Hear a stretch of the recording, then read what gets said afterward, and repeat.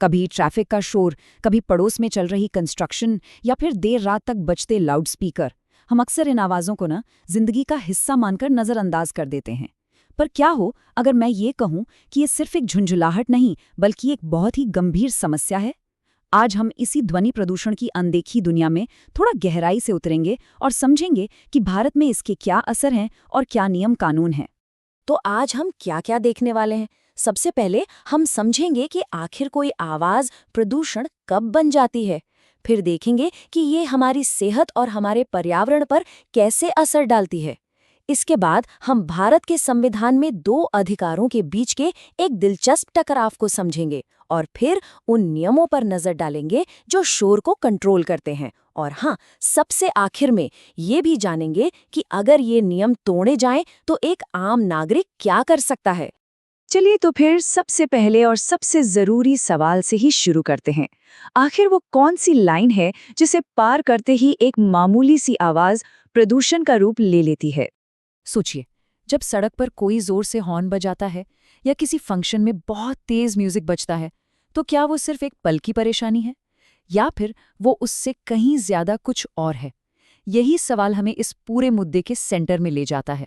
तो देखिए, ध्वनि प्रदूषण कोई भी ऐसी अनचाही आवाज है जिसे हमारे आसपास के माहौल में छोड़ दिया जाता है।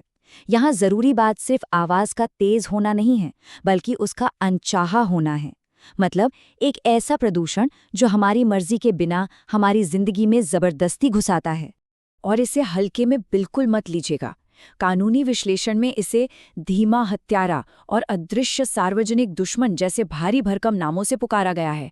ये शब्द इस समस्या की गंभीरता को बिल्कुल साफ साफ दिखाते हैं। देखिए, ये हवा या पानी के प्रदूषण की तरह दिखाई नहीं देता, लेकिन इसका असर उतना ही या शायद उससे भी ज्यादा गहरा हो सकता है। तो अब जब ये समझ आ गया है कि ध्वनि प्रदूषण है क्या, तो चलिए अब इसके नतीजों पर एक नजर डालते हैं। ये सिर्फ हमारे कानों के लिए ही बुरा नहीं है, ये हमारे पूरे शरीर और हमारे आसपास की दुनिया को बुरी तरह प्रभावित करता है। जैसा कि यहाँ दिख रहा है, शोर हमारे शरीर पर कई तरफ से हमला करता है। इसका असर सिर्फ कानों तक नहीं रहता, जैसे टिनिटिस होना या सुनने की शक्ति कम हो जाना।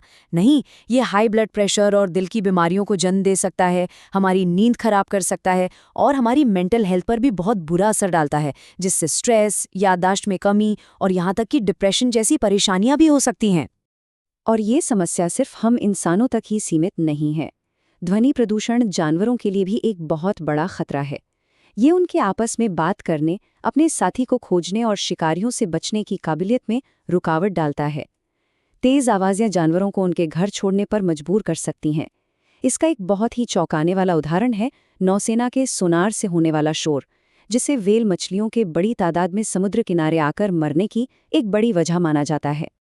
अब भारत में ध्वनि प्रदूषण का ये जो मुद्दा है, ये एक बहुत ही दिलचस्प कानूनी और संवैधानिक बहस को जन्म देता है। असल में ये व्यक्तिगत आज़ादी और समाज की भलाई के बीच एक टकराव है। तो टकराव यहाँ है। एक तरफ है संविधान का आर्टिकल 19(1) जो हमें बोलने की आज़ादी देता है, और आर्टिकल 25 जो धार्मिक प्रचार का अधिकार देता है, जिसमें अक्सर लाउडस्पीकर का इस्तेमाल होता है। वहीं दूसरी तरफ है आर्टिकल 21 जो हमें जीने का अधिकार देता है, और सुप्रीम कोर्ट ने इसकी व्याख्या करते हुए कहा है कि इसमें शांतिपूर्ण और प्रदूषण मुक्त माहौल में जीने का अधिकार भी शामिल है। तो सवाल ये उठता है कि एक व्यक्ति का लाउडस्पीकर इस्तेमाल करने का अधिकार दूसरे व्यक्ति के शांति से रहने के अधिकार में दखल कब देने लगता है? इस दुविधा पर अदालतों ने कई बार अपना स्टैंड बिल्कुल साफ किया है। जैसा कि इस ऐतिहासिक फैसले में कहा गया है, बोलने की आज़ादी का ये मतलब बिल्कुल नहीं है कि दूसरों को अपनी बात सुनने के लिए मजबूर किया जाए। ये एक बहुत ही जरूरी पॉइंट है। किसी की भी आज़ादी वहां खत्म हो जाती है जहां से दूसरों की शांति भंग होनी शुरू होती है। तो इस संवैधानिक टकराव को सुलझाने और ध्वनि प्रदूषण को कंट्रोल करने के लिए भारत में कुछ ठोस कानून बनाए गए हैं। चलिए जरा देखते हैं कि ये नियम क्या है और ये काम कैसे करते हैं। भारत में ध्वनि प्रदूषण नियम 2000 लागू हैं, और ये जो स्लाइड है ना, ये उन नियमों का दिल है। जैसा कि इस टेबल में दिख रहा है, अलग अलग एरिया के लिए दिन और रात में शोर की सीमाएं तय की गई हैं। जैसे एक इंडस्ट्रियल एरिया में ज्यादा शोर की इजाजत है, जबकि एक रिहायशी इलाके या फिर अस्पताल और स्कूलों के पास के साइलेंट जोन में नियम बहुत सख्त हैं। और हाँ, रात के समय यानी रात 10 बजे से सुबह 6 बजे तक ये लिमिट्स और भी कम हो जाती हैं। अब शायद ये सवाल मन में आए कि ये डीबीए लेक क्या बला है। देखिए, इसे आसान शब्दों में समझते हैं।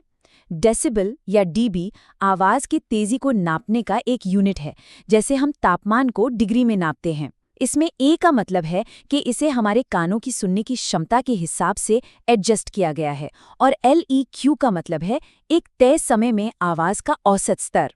ये नियम कुछ बहुत ही प्रैक्टिकल पाबंदियां भी लगाते हैं, जैसे पब्लिक में लाउडस्पीकर बजाने के लिए प्रशासन से लिखी हुई परमिशन लेना जरूरी है।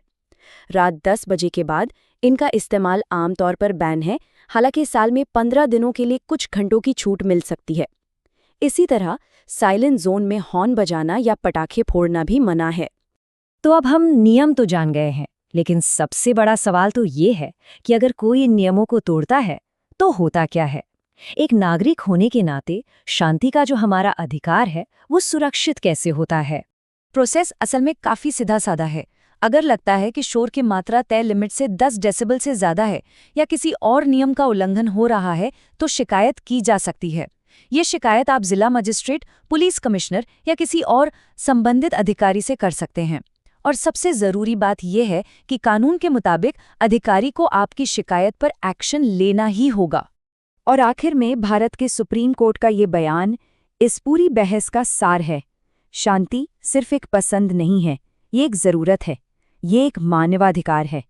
शोर हमारी सेहत के लिए खतरा है और इसे सुरक्षित रखना समाज और सरकार दोनों की जिम्मेदारी है। तो हम इस एक विचार के साथ अपनी बात खत्म करते हैं। जैसे जैसे हमारे शहर बड़े और व्यस्त होते जा रहे हैं, जश्न मनाने और शांति बनाए रखने के बीच एक सही बैलेंस खोजना और भी ज्यादा जरूरी हो गया है। ये एक ऐसा सवाल है जिसका जवाब हम सभी को मिलकर खोजना होगा। इस पर विचार करने के लिए धन्यवाद।